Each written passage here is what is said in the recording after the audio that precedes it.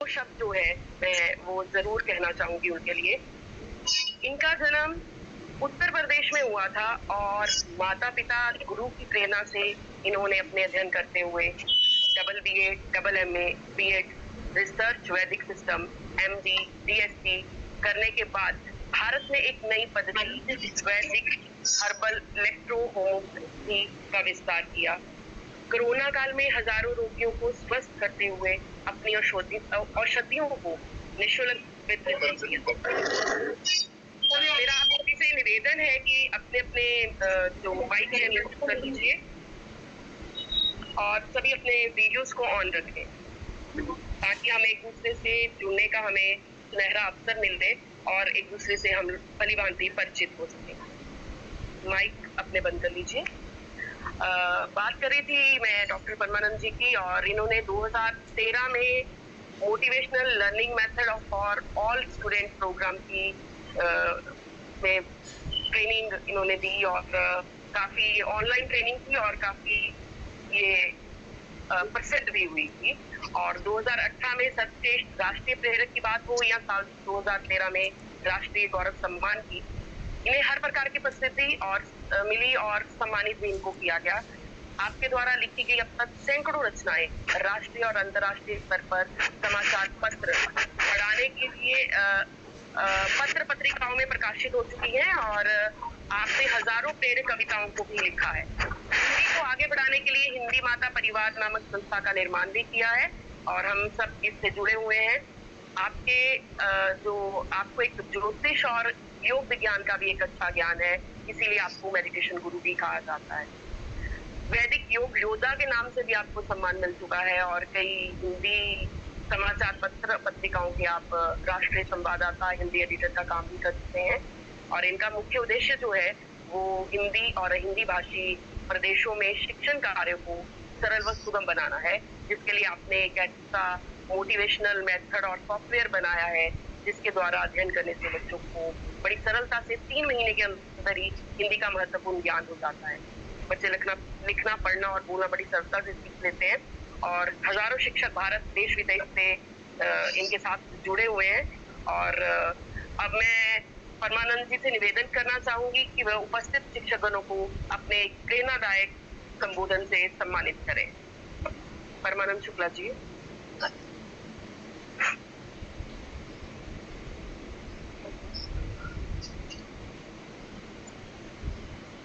बहुत सुंदर। आज आपने बहुत ही बेहतरीन हमारे बारे में बताया है।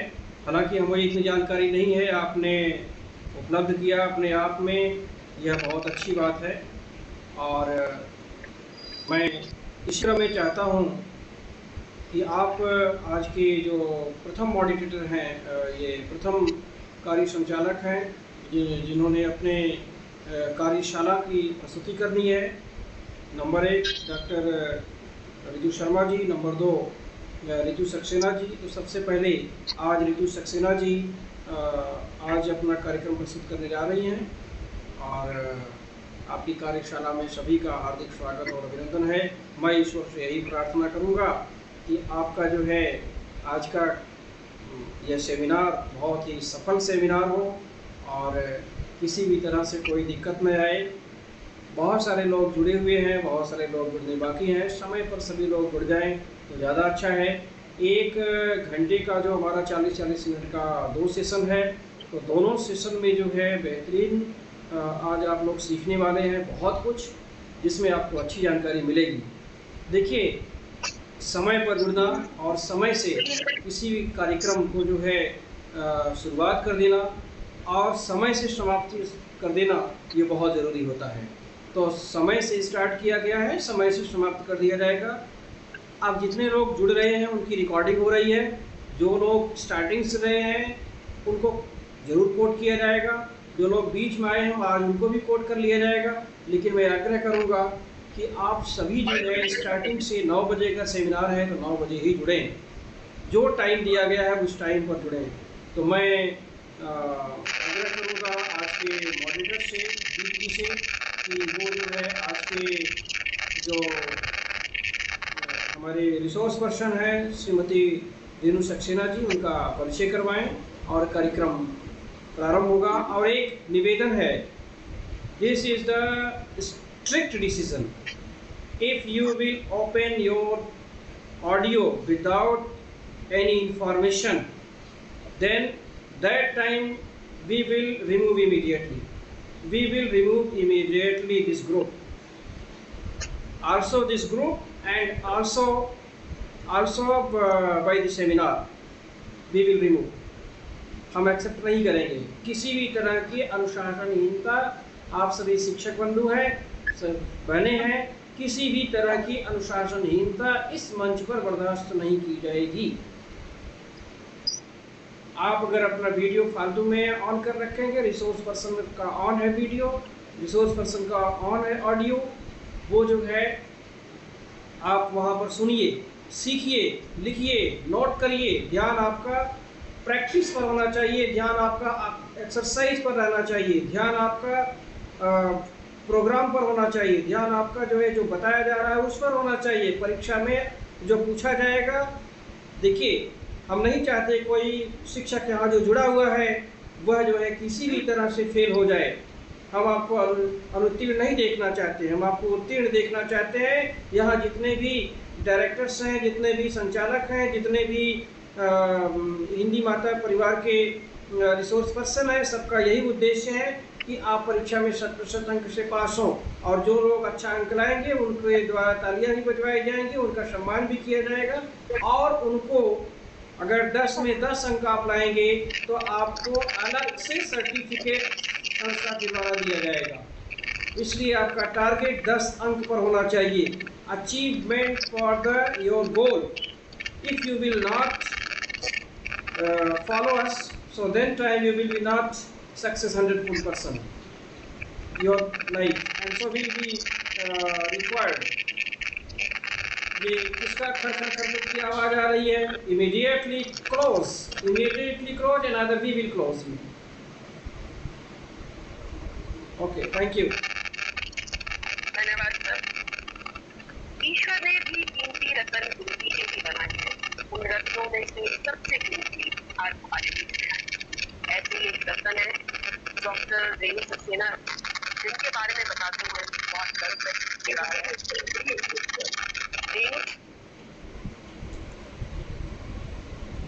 जी बहुत सुंदर।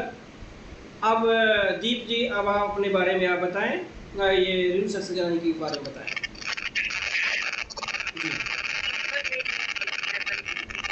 बहुत आवाज आ रही है। दीप ऋतु जी, थोड़ा देखिए कि बैकग्राउंड साउंड कहाँ से है। ये टेक्निकल प्रॉब्लम शायद कुछ कहीं से आ रही है।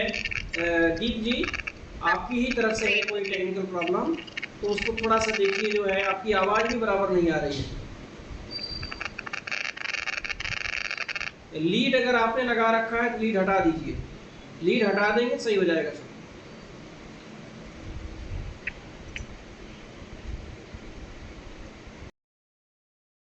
कुछ काम था, मैं भी यहाँ स्नान के लिए आया था। ओहो, पर इतनी गंदी नदी में नहाया कैसे जाए? मैंने भी यमुना का बड़ा नाम सुना था, पर यहाँ तो उसका उल्टा ही निकला। अरे इसका पानी तो काला पड़ गया है। फैक्ट्रियाँ और घरों से पानी लाने वाले कई नाले इसमें मिल जाते हैं ना। देखो, वे सज्जन फल मालाएं और राख फेंककर पुण्य कमा रहे हैं। इनके जैसे लोग ही तो नदियों को गंदा करते हैं। सरकार को नदियों की सफाई पर विशेष ध्यान देना चाहिए। केवल सरकार को दोष देने से कुछ नहीं होने वाला, हमें खुद भी तो सुधरना होगा। ठीक कहते हो, यदि सभी ऐसा सोचे तब ना। यहाँ की शीतल हवा से मन प्रसन्न हो गया। चलो चलते हैं। ठीक कहते हो, अब हमें चलना चाहिए। तो आपको ये लगा होगा कि वास्तव में कि ये संवाद बिल्कुल लाइव हो रहा है, जीवन तो। पर अब तुम कहाँ जा रहे हो? मैं गांव वालों को खबर देने जा रहा हूँ। मैं भी तुम्हारे साथ चलता हूँ। मैं लोगों से कहूँगा कि यात्रियों के लिए कुछ आवश्यक सामान भी ले चले। ये ठीक रहेगा। मैं गोपी चाचा से कहता हूँ कि वे अपनी जीप से सबको ले चले और जीप से घायलों को अस्पताल तक पहुँचाया जा सकता है। डॉक्टर रमेश अंकल को भी साथ ले चलना, वे घायलों की प्राथमिक चिकित्सा कर सकेंगी। वाह, तुम्हारा सुझाव तो बहुत अच्छा है।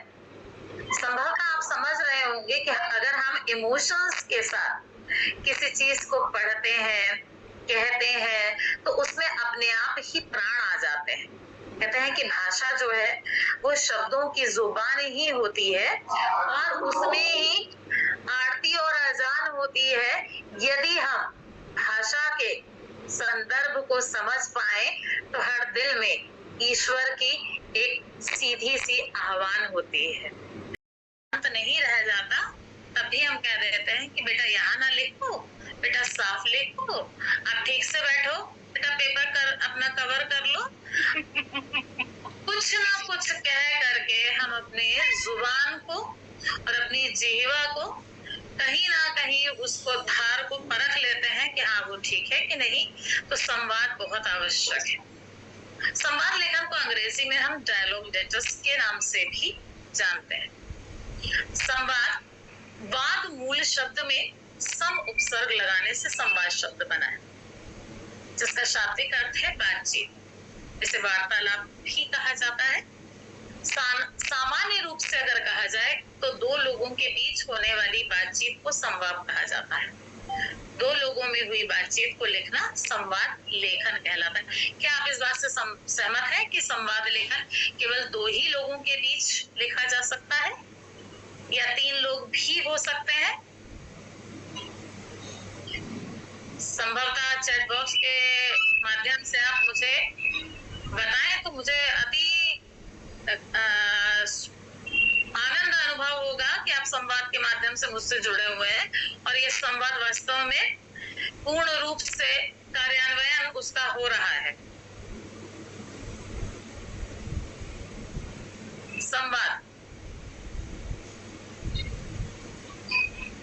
संवाद लेखन, जैसा कि अभी मैंने बताया आपको कि संवाद लेखन कितने प्रकार का होता है, ये भी एक बहुत ही आवश्यक पैमाना है जानने का कि संवाद है क्या, संवाद किस किस तरह से कहा जा सकता है। औपचारिक रूप से कहा जाता है, अनौपचारिक रूप से कहा जाता है, लेकिन जितने भी प्रकार से संवाद के विषय में अगर हम बात करें तो संवाद के अलग अलग स्वरूप हमें दिखाई देते हैं। संवाद में बोलचाल की भाषा, आम भाषा, औपचारिक भाषा, व्यापारिक और अनौपचारिक रूप से हम संवाद को जान सकते हैं।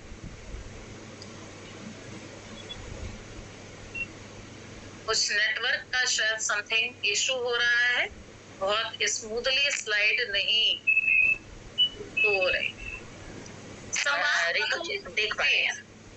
अच्छा, मुझे लगा शायद मेरी तरफ से वो जो है स्लाइड मूव नहीं कर रही। Thank you ma'am. संवाद लिखने से पहले आपको सबसे पहली चीज बेस्ट टीचर अवार्ड प्रदान किया गया है। राष्ट्रीय सेमिनार में शोध पत्र बहुत सारे प्रस्तुत किए हैं इन्होंने। सर्वभाषा ट्रस्ट के द्वारा प्रकाशित पुस्तकों में बहुत सारी रचनाएं इनकी प्रकाशित हो चुकी हैं और इन्होंने सुखाए लेखन में ये बहुत विश्वास रखती हैं और नाटक, कहानियां, आशु कवि के रूप में बहुत लिखा है इन्होंने। और अब मैं निवेदन करना चाहूंगी रितु जी का कि वो आए और आगे का कार्यभार संभालें और हमारे लिए प्रेरणा स्रोत बने। रितु जी।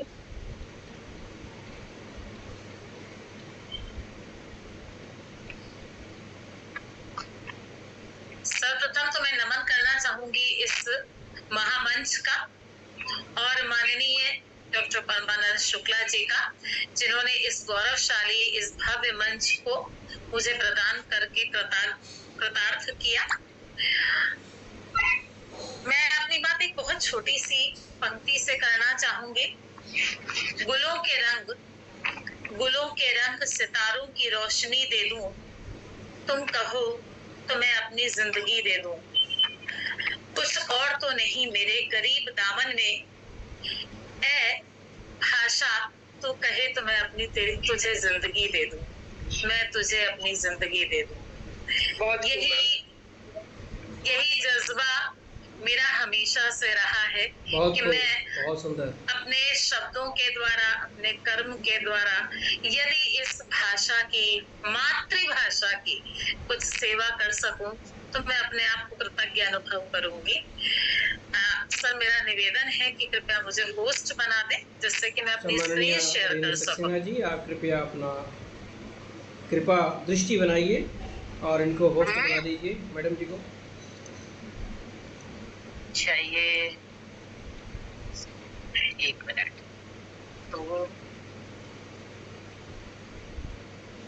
बहुत ही सुंदर, दोनों ही सेशन बहुत ही सुंदर चल रहे हैं। बहुत ही बेहतरीन प्रयास मैडम का, श्रीमती रेणु सक्सेना जी ने अपने सेशन के दौरान मैंने आपको होस्ट बना दिया। बहुत बहुत धन्यवाद मैम, डॉक्टर बहुत बहुत शुक्रिया आपका। जी मैम, जैसा कि अभी आपने देखा कि हम आपस में वार्तालाप के द्वारा जुड़े हुए थे। ये वार्तालाप ही आज हमारा एक विषय है कि जिस विषय के संदर्भ में हम आज बात करने जा रहे हैं। संभवतः मेरी स्क्रीन आपको शेयर हो रही होगी। जी मैम, शुरू हो चुकी है, अभी भी स्टार्ट हुई नहीं है पूरी तरह। संभवतः आप शेयर हो रही होगी शायद। जी मैम, जी जी। और इस पर आपको जो है सबसे पहले हमारा बैनर दिखाई दे रहा होगा। हाँ जी जी। तो आज हमारा विषय है संवाद। संभवतः संवाद से तो सब वाकिफ ही होंगे कि संवाद किसे कहते हैं। हंसते हुए, रोते हुए, गाते हुए, बोलते हुए, कहते हुए अपने जज्बात जहां हमने कह डाले और वो जज्बात हमारे संवाद कहलाते हैं, वार्तालाप कहलाते हैं। और इस दिशा में हमारे लेखन कौशल ने इसे एक संवाद शैली के रूप में प्रश्न पत्र में भी पूछ डाला। संवाद के बिना तो संभवतः कोई भी विधा अपने आप में अपूर्ण ही कही जाएगी, क्योंकि संवादों से परे तो कुछ निश्चित रूप से बनाएगा मैम, वो प्रारूप है। इसलिए जान रहे हैं कि वो ईमेल पे जो हम ईमेल लिखने जाते हैं, समझ जाएंगे, जब हम ईमेल लिखने जाएंगे तो हम देखते हैं कि ईमेल में इतने बॉक्स बने होते हैं। कंचित सीबीएसई के मूल्यांकन करने वाले शिक्षक उस ईमेल के अकॉर्डिंग मूल्यांकन करें और हम बिना बॉक्स के दे दें, वहां नंबर काट दें, तब तो मतलब थोड़ी सी असुविधा होगी, क्योंकि उसे प्रारूप का अंग तो नहीं मान रहे हैं। ये भी बात क्लियर करना जरूरी है। क्षमा चाहूंगी सर, मुझे आप जो कह रहे हैं ठीक कह रहे हैं, लेकिन मैम का कहना सिर्फ इतना ही है कि हम उन एवरेज बच्चों का भी ध्यान रखें जो इतना समय नहीं ले पाते हैं। कई होते हैं स्लो राइटिंग होते हैं बच्चे। आप जहां तक आओ, आप बिल्कुल सही बोल रहे हो कि उतने कॉलम हमें बनाने पड़ते हैं। हमें हर प्रेषक लिखने के बाद या प्राप्तकर्ता लिखने के बाद लाइन लगानी पड़ती है। लेकिन मैम केवल उन बच्चों का ध्यान रख के बोल रहे हैं कि जो बच्चे स्लो है, जिनको हमें आगे लेके जाना है, उनके लिए, क्योंकि शुरू से मैंने मैम के अटेंड किए हैं और मैम का जो ध्यान है वो उन बच्चों पर रहता है जो मार्क्स नहीं ले पाते हैं। जिनको जो अच्छे बच्चे हैं उनको तो हम लोग सिखा रहे हैं, लेकिन जो बच्चे बिल्कुल नहीं कर पाते हैं, हम उनकी तरफ भी अगर ध्यान दें तो वो अच्छा हो जाएगा। ये ना हो कि वो सिर्फ फॉर्मेट बनाते रहे और लिखने के टाइम। प्रश्न है अपने छोटे भाई को, जिनकी वार्षिक परीक्षा आरंभ होने वाली है। आप उसे परीक्षा की अच्छी तैयारी हेतु सुझाव देते हुए एक ईमेल लिखिए। बहुत सादा सा सिंपल सा प्रश्न है। यहाँ पर एक मेरा सुझाव है और ये मैंने अपने बच्चों के साथ भी प्रयोग किया और उसका बहुत लाभ भी मिला, इसीलिए मैं अपने मित्रों के साथ ये शेयर करना चाहूंगी कि जब आप ईमेल का प्रारंभिक अभ्यास करवा रहे हैं तो बच्चों को संकेत बिंदु दे दीजिए। उससे क्या होता है, बच्चे बड़े ही आराम से उन संकेत बिंदुओं के आधार पर बहुत बड़ी शब्द सीमा का ध्यान रखेंगे तो उसका एक और ये फायदा है कि आप एक ही प्रश्न पर नहीं अड़े रहेंगे, आपको अन्य प्रश्न करने के लिए भी बराबर समय मिलता रहेगा। जब आप ईमेल खत्म कर रहे हैं तो उस समय आप विनम्र निवेदन या धन्यवाद के साथ उसका अंत कीजिए। ये कुछ बातें ऐसी हैं जो ईमेल लिखते समय आप बराबर याद रखिएगा। मेरे अध्यापक मित्र जरूर चैट बॉक्स में इस बारे में लिखकर मुझे बताएं कि ये सब सही है और वो अपने छात्रों के साथ इन सब चीजों को शेयर भी करते हैं जिस समय वे ईमेल लिखने का कार्य देते हैं। चैट बॉक्स के माध्यम से कृपया मेरे साथ जुड़े रहिए ताकि आपकी प्रतिक्रिया लगातार मुझे मिलती रहे और मेरा भी हौसला बढ़ता रहे। मुझे ऐसा लगे कि मेरे सामने आप सभी मेरी बताई गई बातों को सुन रहे हैं, समझ रहे हैं और आपकी जिज्ञासा है तो प्रश्न भी लिखते रहिए। बहुत खूब, बहुत खूब। रितु जी, आप जरा चैट बॉक्स की तरफ अपनी एक आंख रखिएगा और प्रश्नों को जरूर नोट करते रहिएगा। धन्यवाद, धन्यवाद अध्यापक मित्रों, धन्यवाद। आइए अब हम जानते हैं कि ईमेल लिखते समय हम किस क्रम में चीजों को लिखेंगे। अभी हमने बात की थी आवश्यक बिंदुओं की और अब हम बात करते हैं कि ईमेल लिखते समय हम वस्तुओं का जो बिंदु लिख रहे हैं उनका क्रम कैसे रखेंगे। तो ईमेल लिखते समय सबसे पहले प्रेषक है ना, यानी कि जो ईमेल लिख रहा है, तो आप जब ईमेल लिख रहे हैं तब आप सबसे पहले प्रेषक का ईमेल आईडी यानी ईमेल पता लिखेंगे। उसके बाद प्राप्तकर्ता यानी कि सभी अध्यापक मित्रों के लिए जो अभी तक मैं समझ पाई हूँ, ज्ञान बटोर पाई हूँ, वो सब आपके लिए। प्रस्तुति में कहीं पर भी अभी आपको ऐसा लगे कि शायद ये चीज कम है तो मुझे जरूर बताएं। मैं सभी अध्यापक मित्रों के फीडबैक का सम्मान करती हूँ, क्योंकि ये मान के चलिए कि हम आप सभी एक ही मंच पर खड़े हैं, हम अपने ज्ञान के आदान प्रदान के लिए। इसलिए कहीं पर भी कोई मुझसे भी चूक हो गई हो तो प्लीज जरूर उस ओर इशारा। रेणु सक्सेना जी विगत 30 वर्षों से हिंदी विभाग अध्यक्ष के उत्तरदायित्व के साथ हिंदी पाठ्यक्रम निर्माण और नवाचार तथा तकनीकी प्रयोग के द्वारा पाठ्य विषय को रुचिकर बनाने का प्रयास कर रही हैं। 13 वर्षों से ITP और IGCSE बोर्ड की प्रशिक्षिका एवं परीक्षिका रही हैं। इससे पूर्व CBSE में सेवारत थी। अंतर्राष्ट्रीय छात्रों को हिंदी पाठ्यक्रम तथा विस्तृत निबंध हेतु मार्गदर्शन दे रही हैं। डी पाटिल इंटरनेशनल स्कूल में हिंदी विभाग अध्यक्ष के पद पर कार्यरत रही। अब हिंदी के प्रचार प्रसार एवं अपने अनुभवों से अध्यापकगण और विद्यार्थियों को लाभान्वित कर रही हैं। राष्ट्र और अंतर्राष्ट्रीय मंचों से जुड़कर हिंदी सेवा कार्य में संलग्न है। आपने हिंदी और दर्शन शास्त्र विषय में MA किया और दोनों से ही स्वर्ण पदक प्राप्त किया। MA हिंदी में सर्वोच्च अंक प्राप्त करने के लिए आपको उर्वशी बहन जयंती सूर्ति सम्मान मिला और भूतपूर्व राष्ट्रपति महामहिम प्रतिभा जी के अध्यक्षता में भी प्राप्त हुआ। मैं इसके साथ साथ बहुत सारी इन्होंने किताबें भी लिखी हैं। समकालीन काव्य हस्ताक्षर हो, काव्य प्रभा हो, जयघोष विशेष रूप से चर्चा का विषय रहा है। UGC द्वारा आयोजित कार्यक्रमों में इन्होंने बहुत भाग लिया। इनके शोध कार्य भी चल रहे हैं और संगीत प्रभाकर की डिग्री विशेष सम्मान सहित प्राप्त की है। रेणु सक्सेना जी का जितना परिचय मैं दूंगी उतना कम ही होगा मुझे लगता है। और समय का प्रसार गवर्नमेंट के द्वारा चलाए जा रहे हैं। वर्गीकृत विज्ञापन, औद्योगिक विज्ञापन, जन कल्याण संबंधी विज्ञापन, सूचना पर विज्ञापन, जैसे दो गज की दूरी है ना, इस तरह की चीजें, जन कल्याण की जन सेवा के लिए या जनहित में जारी, इस तरह के विज्ञापनों के द्वारा भी हम अपनी बात को समझाते हैं। विज्ञापन एक ऐसा नजरिया पैदा करता है जिससे कि हमको हमारी सोच समझ परिपक्व होती है। बहुत सारी जानकारी इन विज्ञापनों के द्वारा ही प्राप्त होती है। विज्ञापन का सबसे बड़ा उद्देश्य क्या है? विज्ञापन का उद्देश्य है जानकारी पहुंचाना।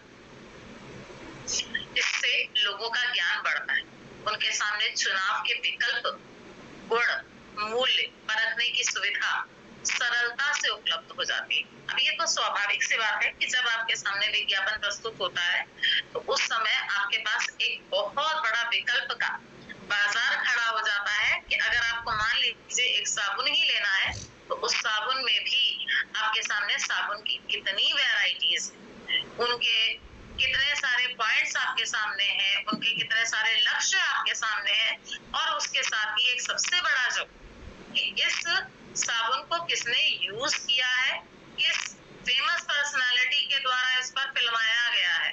तो ये विक्रेता भी लाभ कमाते हैं इससे। विज्ञापन की सहायता से कम खर्च में अधिक से अधिक लोगों तक अपनी बात पहुंचाई जाती है।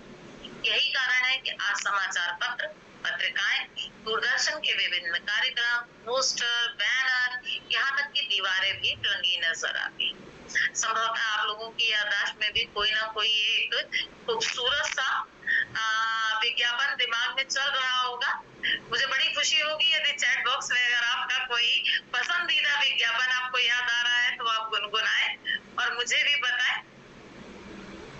अर्चना जी, संभवतः शायद चैट बॉक्स में रिस्पॉन्स आ रहे होंगे और बता रहे होंगे लोग कि किस तरह के विज्ञापनों का प्रयोग वो करते हैं, है ना? जी, जैसे जी बिल्कुल।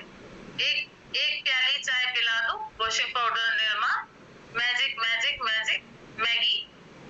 तो ये कुछ वो नाम है कि वास्तव में जिनसे विज्ञापनों की दुनिया में आज भी निर्मा को गए हुए, वो निर्मा गर्ल को गए हुए काफी टाइम हो गया, लेकिन आज भी उसका नाम लेने के बाद वो फ्रॉक पहने हुए वाइट सा वो लड़की आज भी सामने आ जाती है। हमारे बच्चों के लिए जरूरी है कि क्लास 10th में हमें उनको हंसते हुए, उनको सहज भाव से हम किस तरह से लेखन कौशल में उत्कृष्टता की ओर ले जाएं, ये हमारा मानदंड होना चाहिए। उनके ऊपर ये कतई नहीं होना चाहिए रचनात्मक लेखन को लिखवाते समय कि उनसे कोई कार्य करवाया जा रहा है। खेल खेल में हम किस तरह से उनके ऊपर अपना प्रेशर भी बना लें और उनसे अच्छे से कार्य भी निकलवा लें। तो सबसे पहले तो हमें खेल के द्वारा उनको समझाना चाहिए कि किस तरह से तुम विज्ञापन लेखन कर सकते हैं। आप सबसे पहले उनसे, जैसे मैंने आपसे पूछा अभी कि आपने पसंदीदा विज्ञापन का नाम बताएं, उनसे पूछिए, मान लो कि अगर इस प्रोडक्ट की जगह अगर हम तुमको ये प्रोडक्ट दें तो आप बताओ क्या राइमिंग बनाओगे। तो सबसे बड़ी चीज होती है कि ध्यान देने योग्य बातें क्या है कि भाषा आकर्षक और तुकबंदी युक्त होनी चाहिए। बस एक सुंदर सा स्लोगन लिखवा लीजिए और बच्चे खेल खेल में इस स्लोगन को आसानी से लिख लेते हैं, तुकबंदी करते हैं। थोड़ी बहुत तुकबंदी में कहीं कमी है तो आप उनको सिखाएं, थोड़ी सी कमी और खामी को जरा सा सराहा करके उसको ठीक कर लीजिए। आप देखिए बच्चों की तुकबंदियां कैसे पूरे खेल के माहौल के द्वारा कक्षा में लयात्मकता का संचार करती है। ये भी एक नवाचारी प्रयोग है। क्यों? क्योंकि लयात्मकता के द्वारा उनके अंदर रचना कौशल का जो भाव उत्पन्न हो रहा है वो हमेशा कहीं और देखने को नहीं मिलेगा। शब्द कम हो और कम से कम शब्दों में अधिक से अधिक अभिव्यक्ति, जैसे कुछ लिखे पढ़े से, कुछ सुने सुनाए से, इस तरह की तुकबंदियां उन्हें दीजिए। काम में दम, काम में कम। आप देखिए बच्चे किस तरह से बाहर निकलकर अपने निखार के साथ, इन लय के साथ, तुक के साथ उन शब्दों को खेलते हैं और नई नई चीजें बनाते हैं। विज्ञापन वस्तु का चित्र साफ और स्पष्ट बनाया जाना चाहिए। विज्ञापन में छूट, स्टॉक सीमित है, इस तरह के शब्दों में आपने अक्सर देखा होगा कि 70% की छूट चल रही है, 50% का ऑफ चल रहा है। स्टॉक सीमित समय के लिए लोगों के अंदर एक क्रेज की भावना आ जाती है। बच्चों को इन शब्दों से परिचित कराना चाहिए कि यदि ये शब्द डाले जाएं तो तुम्हारे प्रोडक्ट की जो क्वालिटी और वैल्यू है वो अपने आप बढ़ जाएगी। विज्ञापन बड़े शब्दों में लिखा जाना चाहिए ताकि दूर से ही पढ़ा जा सके। छूट छूट छूट, इस तरह के शब्दों का प्रयोग कीजिए। ऑफर, एक के साथ एक फ्री, इस तरह के शब्दों का इस्तेमाल बच्चों को करना आना चाहिए। विज्ञापन में रंगीन चित्र होने चाहिए। अभी सीबीएसई बोर्ड के द्वारा भी एक आया था कि बच्चों को रंगीन विज्ञापन के लिए बहुत ज्यादा बातें नहीं किया जाए, क्योंकि कभी कभी होता है कि हिंदी भाषा का जो प्रश्न पत्र है बच्चों को जो आता है, ये स्थिति तभी आती है कि जब आप बहुत अच्छा पढ़ाते हो ना, तो जब बच्चा पेपर लिखने लगता है तो उसको लगता है कि मैं सब कुछ लिख दूं, लेकिन उस सब कुछ लिखने में काफी कुछ छूट जाता है। तो होता क्या है कि जैसे कलर करना बच्चा भूल गया, तो ये सीबीएसई के द्वारा स्पेशल गाइडलाइन आई है कि अगर बच्चे ने कलर नहीं किया है तो उसके अंक किसी भी प्रकार से नहीं काटे जाएंगे। लेकिन ये बच्चों को हमें सिखाना होगा कि यदि क्वेश्चन 3 नंबर का है तो बेटा आपको 3 नंबर के हिसाब से ही लिखना है, 2 नंबर का है तो 2 नंबर के हिसाब से ही लिखना है। तो संभवतः उनको अंत में कलर करने के लिए भी सफिशिएंट टाइम प्राप्त हो जाएगा। संभवतः आप मेरी बात से सहमत होंगे, यदि हाँ तो मुझे बड़ी खुशी होगी। चैट बॉक्स के द्वारा आप मुझे बताएं कि हाँ, जो हमने कहा ऐसा ही होना चाहिए प्रारूप, और प्रश्न पत्र को करते समय ध्यान रखना चाहिए कि हमें किस तरह से अपने प्रश्नों को सही समय का हिसाब से, समय नियोजन के हिसाब से पूरा करना आना चाहिए। भीड़ थी, खाने पीने की दुकानें सजी थी, कुछ दुकानों पर बहुत भीड़ थी, लोग इधर उधर आ जा रहे थे। तभी लाउड स्पीकर पर जोर से आवाज सुनाई पड़ी। हरी कमीज पहने 5-6 वर्ष का एक लड़का, जो अपनी मम्मी पापा का नाम मोहिनी और मोहित जायसवाल बता रहा है, अपने माता पिता से अलग हो गया है। माता पिता शीघ्र मेले के प्रवेश द्वार पर बने स्वागत कक्ष में पहुंचकर, और यहाँ पर हमने छोड़ दिया। अब आप इसको जब बच्चे को लिखने के लिए देंगे तो उसकी कल्पना में वो अपने आप इस बात को समझेगा कि पक्का वो बच्चा अपने माता पिता से अलग हो गया और वो खो गया। अब मैं इस कहानी को कैसे पूरा करूं, उसने कैसे ढूंढा होगा, माता पिता कितने परेशान हुए होंगे, बच्चा रोया होगा, फिर अंत में उसके माता पिता उसे मिल गए। और इस कहानी के माध्यम से उसे ये सीख भी मिलेगी कि मम्मी ने मेले में जाते समय पहले ही कहा था कि पूरे समय मेरा हाथ पकड़ के रखना, क्योंकि मेले में भीड़ बहुत ज्यादा होती है। तो यानी सीख मिल गई कि हमें माता पिता की आज्ञा को मानना चाहिए। मैं समझती हूँ कि मेरे अध्यापक मित्र इस बात को अच्छी तरह से समझ पा रहे होंगे कि लघु कथा लिखने के लिए बच्चों को कैसे प्रेरित करें और किस तरह से उनसे लघु कथा पूरी करवाएं। अंक विभाजन की बात भी हम यहाँ पर कर लेते हैं, क्योंकि परीक्षा की दृष्टि से देखें तो हमें ये बात पता होनी चाहिए कि औपचारिकताओं के लिए हम 1 अंक निर्धारित होता है, विषय वस्तु के लिए 2 अंक, भाषा के लिए 1 अंक और प्रस्तुति के लिए 1 अंक, यानी कि कुल 5 अंकों का ये प्रश्न पूछा जाता है, जिसे पूरा करना हमारे छात्रों के लिए जरूरी होता है। इसलिए आप भरपूर प्रयास कराएं। मैंने एक और प्रश्न यहाँ पर दिया है, अभ्यास का महत्व। ये मेरे शिक्षक मित्रों के लिए एक सहायता के लिए दिया जा रहा है, ताकि आप पहले स्वयं इसका